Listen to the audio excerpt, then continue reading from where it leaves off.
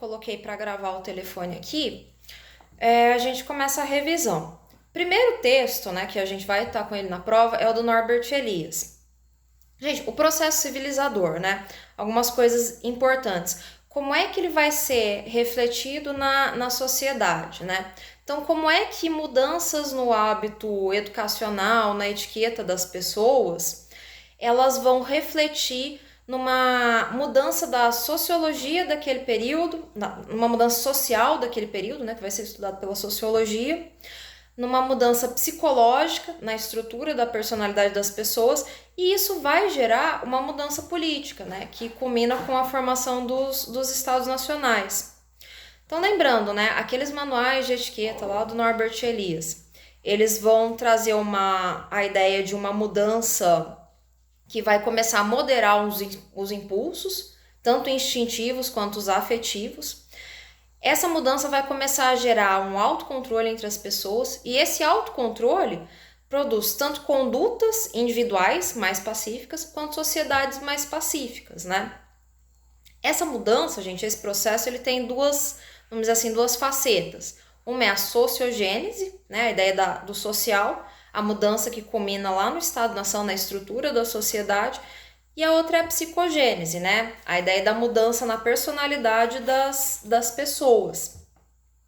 Então, como é que a gente pode definir algumas características desse processo civilizador? A mudança na conduta dos sentimentos, né, um controle maior das pessoas, um controle tanto dos mecanismos de Estado quanto um autocontrole, né, vão ser excluídas algumas condutas que causam vergonha. Então, o limiar daquilo que eu tenho e daquilo que eu não tenho vergonha muda, né? Vai mudar a conduta afetiva das pessoas, né? Então, os sentimentos vão começar a mudar, vai ser começado a sentir ojeriza ou repulsa a determinados comportamentos, né? Conforme isso vai passando, a sociedade vai se tornando cada vez mais uniforme, né? E essa uniformidade da sociedade é que permite que você crie algumas leis, algumas leis e até alguns mecanismos de controle que vão punir determinadas condutas, né? Aí a gente vai lá para o Estado Nacional, a questão do monopólio da violência, a questão judicial, a questão fiscal, né? Gente, lembrando, né, que claro que é muito mais complexo do que isso. Essa mudança no controle, gente, no campo da Europa, ela gera essas sociedades mais pacíficas, mas essa ideia de civilização, quando ela vai para a América, ela acaba sendo, de certa maneira, brutal, né? Porque o europeu, ele cria essa ideia de que ele vai levar a civilização para a América, e aí é o começo do colonialismo, né? Então a gente tem essa relação e que ela não é igual para os dois lados, né? Ela tem dois pesos e duas medidas. Mecanismos públicos desse processo, monopólio da violência e tributação fiscal. Gente, aí a gente vai para a Revolução Francesa, né? E pessoal, lembrando que esse processo civilizador, né, não tem uma data X e Y, ele está acontecendo ao mesmo tempo em que está acontecendo a Revolução Inglesa, a Revolução Francesa, né? Isso vai se refletindo, é um outro olhar para a sociedade daquele período, que não está só em cima vamos dizer assim, do político e do factual, né? Do dia tal caiu a Bastilha, não. E aí, por não estar em cima desse aspecto mais factual, é que a gente vai percebendo essa mudança devagar. E por isso mesmo que o Norbert Elias, ele vai estudar um recorte temporal muito longo, né? Porque se eu estudar um recorte curto, para essa perspectiva dele, eu não conseguiria enxergar essa mudança na sociedade. Gente, quando a gente vai para a Revolução Francesa, né? Que é um dos temas mais importantes da história moderna e que, sim, é uma das bases da nossa sociedade. O que a gente tem que entender? A Revolução Francesa não começa com a queda da Bastilha, né? Tem todo um contexto político, social, cultural, econômico que está acontecendo nesse período, que vai chegar no momento em que as pessoas acabam, vamos dizer assim, sucumbindo, tendo a queda da Bastilha. O Starobinsky, ele traz muito esse contexto, né? Então, o que a gente tem? A gente tem a França, que é um país agrário, né? Por ser um país agrário e por não ter aqueles melhoramentos que na Inglaterra a gente tem muito desenvolvidos, conforme tem uma crise agrícola, isso afeta muitas pessoas. As pessoas passam a ter fome, não ter alimentos. A industrialização que tem na França, ela é, de certa maneira, muito incipiente. Existe uma industrialização, sim, existe, né? Mas essa industrialização não é suficiente para suprir a crise de alimentos. Mas, ao mesmo tempo, ela é suficiente para incentivar o consumo das pessoas, né? Dentro da França, e aí isso é muito importante, pessoal, na Revolução Francesa, ela é feita por duas camadas da sociedade distintas, né? Que de um lado tem a burguesia, que ela tem alguns interesses políticos muito claros, muito influenciados pelo iluminismo, principalmente quando a gente pensa na ideia de igualdade, é sempre uma igualdade civil, não uma igualdade social, né?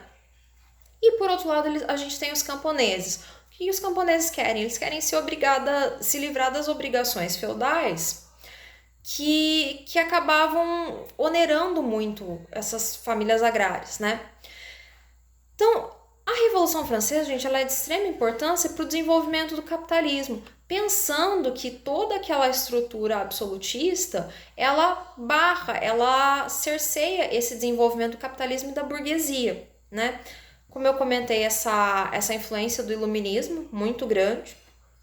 E aí, gente, além de ser um período extremamente longo, a Revolução Francesa ela tem diversas facetas, diversas fases, né, que o Jobson vai colocar ali. A gente tem uma fase de uma revolta aristocrática, depois a gente passa para a revolta burguesa. Na revolta burguesa é que eu vou ter a formação da Assembleia Nacional, né, Assembleia Nacional Constituinte. E o que essa Assembleia vai propor? Fim dos direitos feudais. Vai ser o momento da escrita da Declaração dos Direitos do Homem e do Cidadão, que a Aline Hunt aprofunda um pouco. Uma Constituição Civil do Clero, fazendo um parênteses assim, só para a gente fazer um paralelo com a Revolução Inglesa, com a Inglaterra. Na Inglaterra, o Henrique VIII, ele simplesmente rompe com a Igreja Católica, né? Aqui a Constituição Civil do Clero é uma tentativa de adequar o clero e, sobretudo, os bens da igreja a essa nova dinâmica de Estado. Vai propor a divisão dos poderes, né, que é uma divisão que é raiz da divisão que a gente tem hoje, né, na ideia de que se eu tenho um poder só, ele se torna absoluto, eu preciso ter três para que eles se controlem. Pensa na igualdade civil, né, gente? A Aline Hunt, ela comenta isso sobre a Declaração dos Direitos do Homem e do Cidadão. Vai abolir a escravidão nas colônias? Não, né? Vou ter uma igualdade melhor, uma certa igualdade, uma participação política das mulheres, o direito à participação política das mulheres? Não, né? A Tânia Amorim Machado e o filme também retratam isso. Então, assim, é uma igualdade, mas é uma igualdade que não é aquilo que a gente entende por igualdade hoje. E ainda assim, né? O que a gente entende por igualdade hoje não é a mesma coisa para todo mundo, né? Bom, nesse período desse momento de revolta burguesa, eu tenho uma fuga do rei. Os outros estados europeus, com medo que a revolução se espalhe, vão tentar conter essa influência na França, né? E esse momento, gente, é o período de consolidação da composição partidária que a gente tem, né? É a ideia de esquerda e direita política que a gente tem hoje, que vai acabar se formando.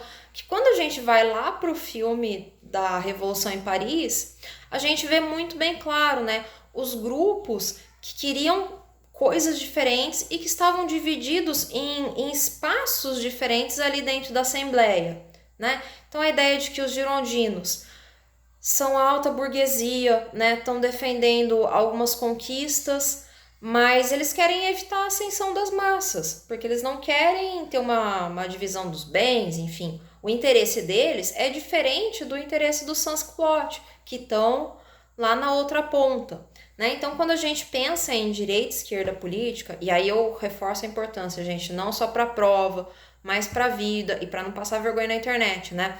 Contextualize. direita e esquerda política são relativos, depende do lugar, de onde vocês estão, né? Então, eu não posso, por exemplo, falar que os jacobinos, que são a esquerda desse período, que tem o Robespierre, que são a massa, são iguais ao, sei lá, o PT, né? Eu tenho que estar sempre contextualizando isso. Até para vocês não caírem em generalizações, em rotular.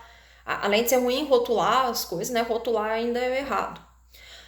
Pessoal, depois desse período, a gente vai para uma ascensão popular, né? Ascensão, momento do Robespierre, né? O período da República. É na República que a gente vai ter o período do Grande Terror. É onde a gente tem a morte do Marat, né? Dentro da República, as camadas populares começam a ascender, mas ao mesmo tempo você tem um período de cansaço, né? São muitos anos de revolução, de violência, de sangue que desgasta qualquer sociedade. Na medida em que você tem isso, tem a população cansada, você tem a burguesia aproveitando desse momento para dar uma contra-revolução. É o momento da convenção, né? Então a Assembleia Constituinte é desfeita, começa a convenção. E aí o que essa burguesia faz? Ela se alia a um general, né, para evitar que a massa ascenda. Por que ela se alia a esse general, que é o Napoleão Bonaparte? Porque para que ela tenha o seu capitalismo desenvolvido, os seus lucros, ela precisa de duas coisas: de paz, porque em guerra, enfim, a gente pensa em uma série de coisas, menos em comprar produtos, né? Você vai comprar o necessário, até porque toda a dinâmica da economia se altera, e um governo forte, né? Então, eu tenho todo um processo de mudança e depois, no fim, eu tenho uma contra-revolução, né? Se a gente faz um paralelo entre os dois textos, o do Jobson e o do Odália, o Jobson ele faz bem linear, bem datado, bem factual, né? Isso é muito importante para a gente ter essa noção. Mas enquanto está tendo isso, está tendo processo civilizador, né? Estão acontecendo outras coisas em outros países. E o Odália, ele vai tratar desse mesmo período do Jobson, só que ele vai tratar pelo outro viés, aí pensando na ideia de formação da cidadania, dos direitos humanos. Por isso que Revolução Inglesa, Independência dos Estados Unidos e Revolução Francesa são tão importantes para a gente, né? São essas revoluções burguesas que moldam a ideia de sociedade que a gente tem hoje, né? A ideia de democracia, de república. Elas estão muito arraigadas, estão muito presentes ainda para a gente, né? Bom, quando o Odália ele vai tratar desse período, ele vai falar que as pessoas, também influenciadas por esse iluminismo, elas estão pensando na felicidade.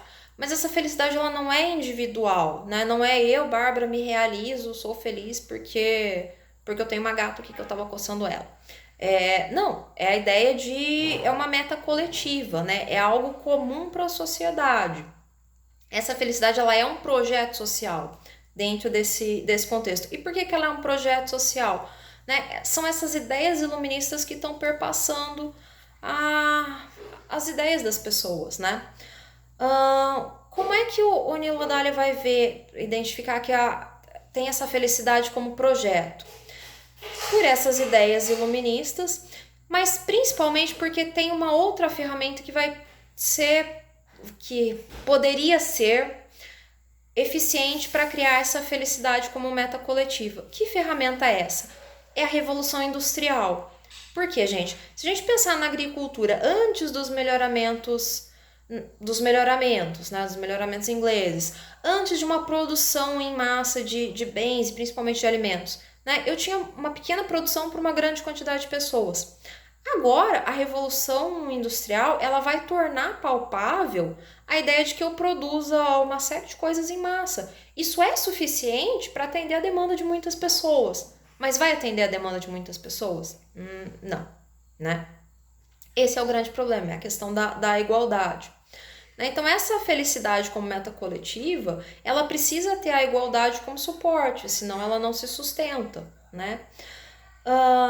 Ela está dentro de uma ideia de organização política, né? Um projeto de sociedade. E aí esse projeto de sociedade, ele vai perpassar leis que estão associadas aos direitos naturais, aos direitos humanos, né? Que eles são humanos simplesmente porque... Eles são direitos simplesmente porque somos humanos, né? Bom,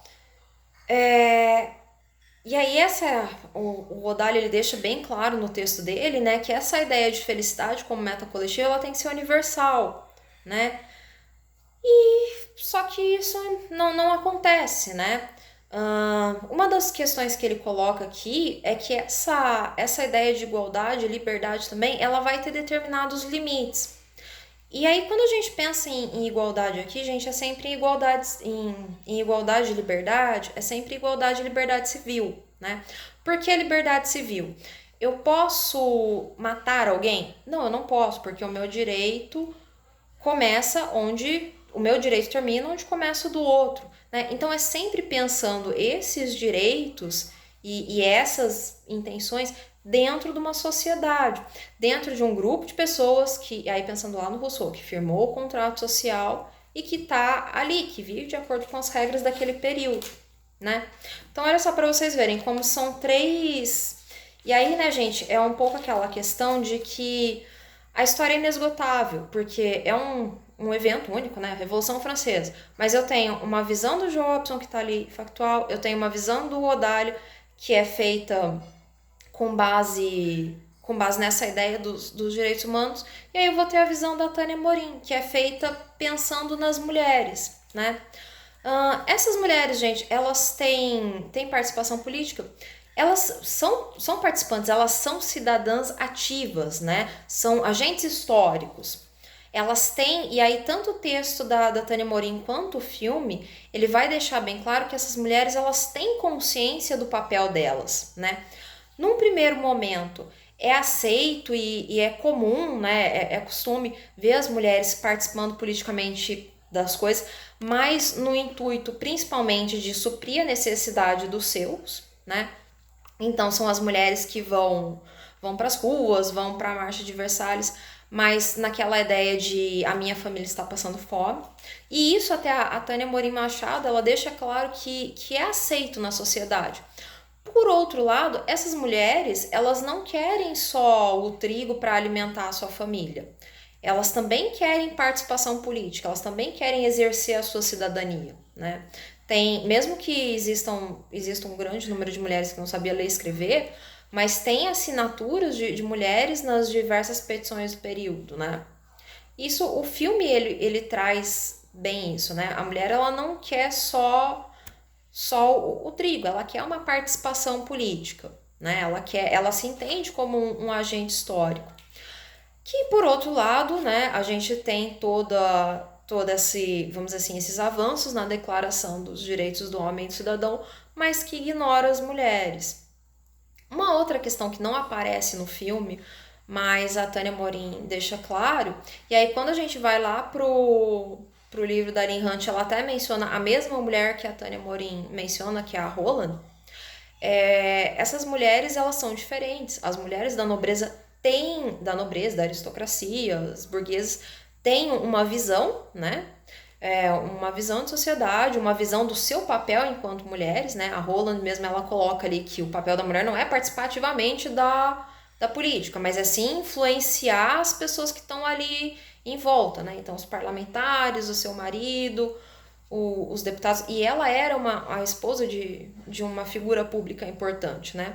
Por outro lado, vocês têm as mulheres do povo, né? As sans-culottes que estão ali numa posição, numa participação diferente, né? Se vocês verem no filme, por exemplo, as sans-culottes pegam em armas, vão para a Marcha de Versalhes. As mulheres da aristocracia não, né? Ou da burguesia. Mesmo essas mulheres burguesas, mesmo a burguesia sendo considerada o terceiro estado, né? Então você tem uma diferenciação. Gente, uma coisa que eu lembrei agora dos trabalhos sobre o filme, né? Eu tinha comentado antes que eu achei eles muito bons, né? Muito, muito legais, muito bons. Gostei das colocações que vocês fizeram, né? Embora tenha algumas coisas que eu não concorde, por exemplo, teve algum aluno que falou assim, não, mas esse filme tá chato e tal, mas enfim, são questões puramente pessoais.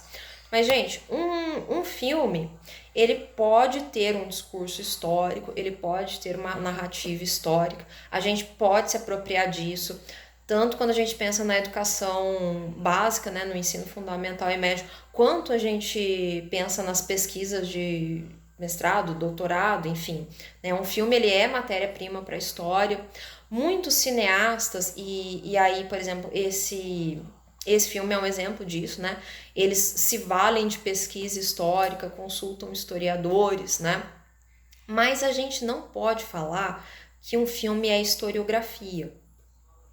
Porque, gente, historiografia está diretamente associada à escrita da história, à escrita mesmo, né? Então, se eu falar que um filme é historiografia, eu estou cometendo um equívoco. É uma coisa boba, mas assim, é importante a gente pensar nisso, né? Porque mesmo que hoje a gente tenha aí a pandemia, é bem interessante para pensar nisso, as novas maneiras da gente produzir, difundir conhecimento, mas o conhecimento do historiador é basicamente escrito, né? Então, historiografia é escrita da história. Tomem cuidado. Embora, sim, o filme não ser historiografia, não anula qualquer validade dele. Mas são duas coisas diferentes. Outra questão, pessoal, por serem dois suportes diferentes, tanto filme quanto texto, eles têm modos diferentes de trazer alguma questão. Então, por exemplo, no texto, a autora consegue detalhar todo um contexto, né? Um contexto político. O filme não, ele tem que condensar isso. Porque, gente, o filme, apesar de todas as suas qualidades, ele é feito por alguém, ele é feito para vender, né? Ele é um produto da indústria cultural. Então, se eu colocar meia hora no filme falando que o contexto francês pré-revolucionário tá miserável, porque as pessoas estão passando fome, porque é isso, porque é aquilo, que é aquilo, isso pode ficar chato e o filme não vende, né? Lembrando que o cineasta pode até ter tido pesquisa histórica e tudo mais, mas a menos que ele seja um milionário que possa fazer o filme que ele quiser, ele tem alguém que tem algum interesse, né? Então, isso é uma característica importante que a gente tem que pensar no cinema ou nas mídias sociais, enfim, nessa diferenciação.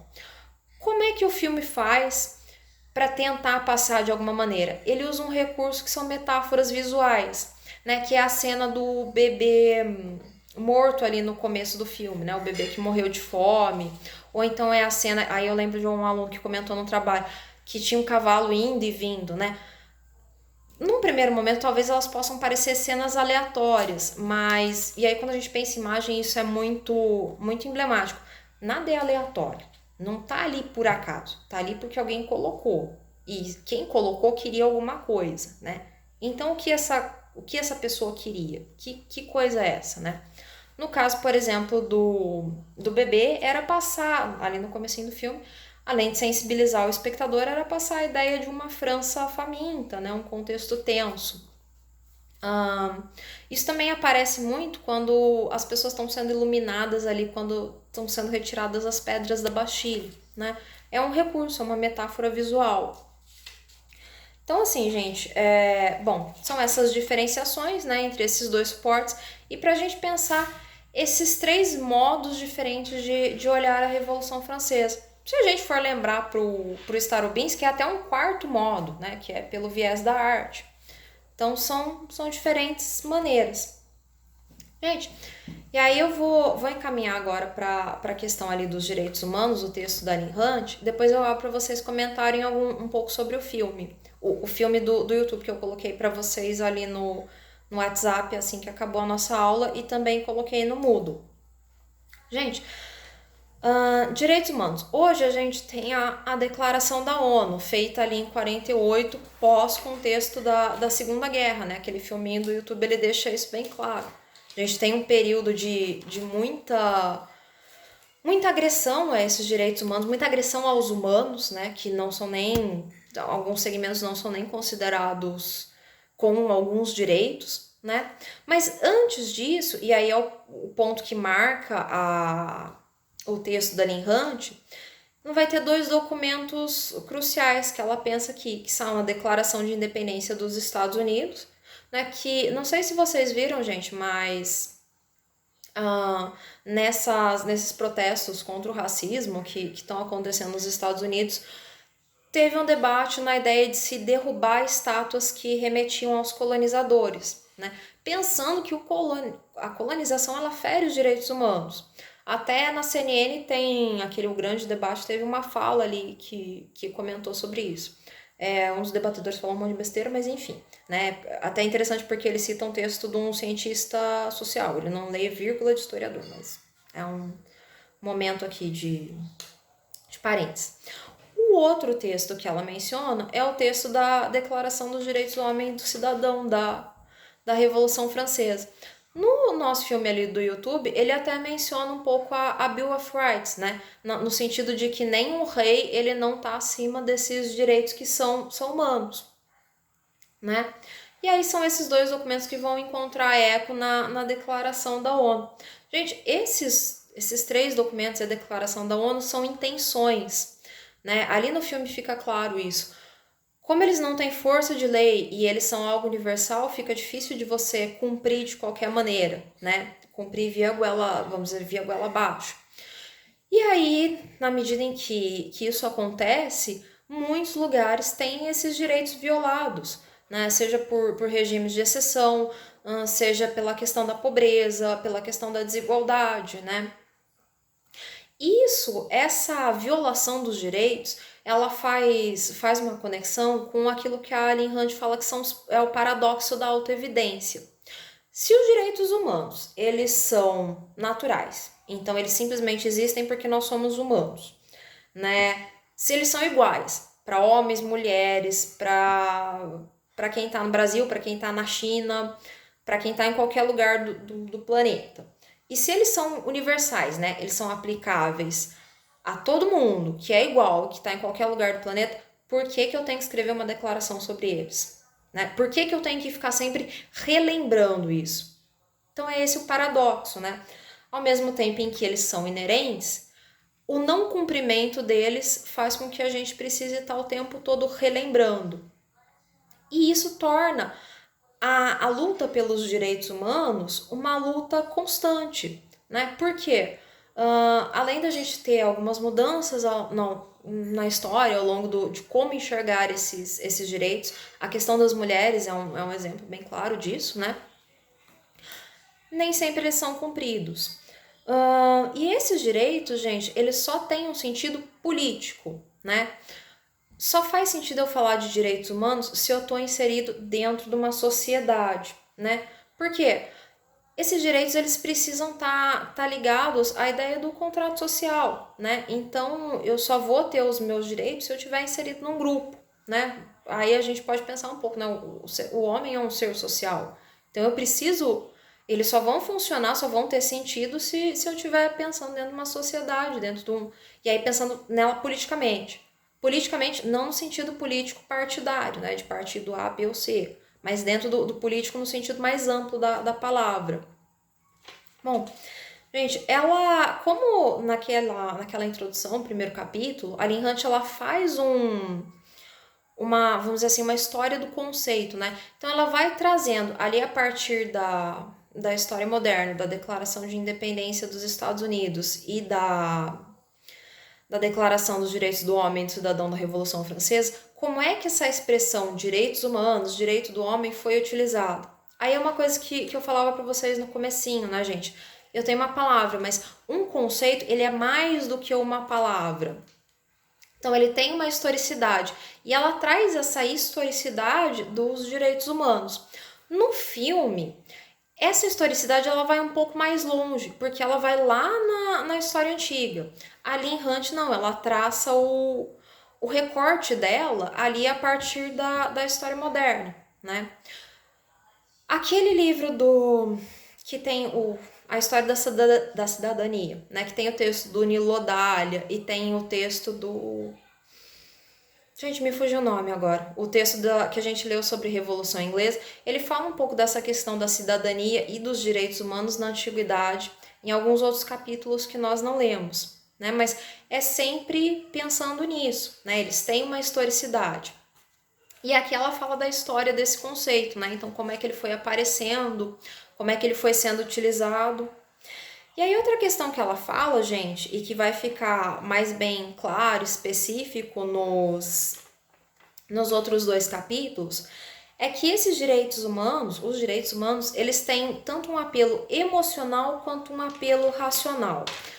Por que emocional, gente? Eu preciso ter empatia, eu preciso tá disposta a me colocar no lugar do outro para imaginar aquilo que o outro está sentindo, né? Então, aquilo que o outro sente, sofre, vivencia, de alguma maneira tem que gerar um reflexo em mim, porque senão não tem sentido eu pensar no direito daquele outro, né? Eu preciso me colocar no lugar do outro para fazer esse exercício. É uma coisa que é interessante. Mas, bom, eu, branca, né, branquela do jeito que sou, assim, oriental, pensar na questão do racismo. É difícil, uma vez um colega me falou assim, Bárbara, tem racismo no Rio Grande do Sul? Eu não sabia responder para ele, né, um amigo negro de São Paulo que me perguntou isso. Por que eu não sabia responder? É difícil eu me colocar, falar do racismo no Rio Grande do Sul, ou sei lá, aqui no Pará, se eu sou branca. Eu não vivi isso. E até alguma pessoa racista, poderia pensar duas vezes em manifestar o seu racismo na minha frente, né? Então, é sempre eu tentar me colocar no lugar do outro. Por outro lado, gente, esses direitos humanos, eles também têm uma dimensão racional, além dessa dimensão emotiva, porque eu saio de toda a esfera religiosa. Eu vou pensar que as pessoas, elas têm direitos simplesmente por elas serem humanas e independente de qualquer dimensão divina. Então, e aí eu faço um pouquinho essa conexão com o que o Piaget faz da anomia, heteronomia e autonomia. Anomia, total ausência de regras. Heteronomia, eu não vou matar o meu colega porque senão eu vou ser presa. Mas se ninguém estiver me vendo, se eu não sofrer punição nenhuma, eu posso ir lá e matar o meu colega. Autonomia. Não, eu não mato meu colega porque eu não acho isso certo. Então, essa fase de eu introjetar as regras. Isso independe do aspecto religioso, né? Eu não vou matar porque Deus castiga, é pecado. Não, eu simplesmente não vou matar porque eu sei que aquele outro indivíduo humano tem uma vida. Eu me coloco no lugar dele, né? Eu sinto ou eu tento sentir as mesmas coisas que ele, e aí por isso eu respeito o seu direito. Então, essa dimensão racional. Duas questões fundamentais que a gente precisa para o desenvolvimento dos direitos humanos, né? E isso é bem interessante da gente pensar quando a gente vai para ensino fundamental e médio, como que a gente trabalha isso com os nossos alunos. É desenvolver a autonomia, e aí sim, né, a introjeção e o respeito às regras de determinada sociedade. Isso a gente pode pensar até, por exemplo, nas regras da sala de aula, né? Não mexa no celular, não jogue bolinha no colega, não piche a carteira. E outra questão é a questão da empatia, né? Eu me identificar com o outro.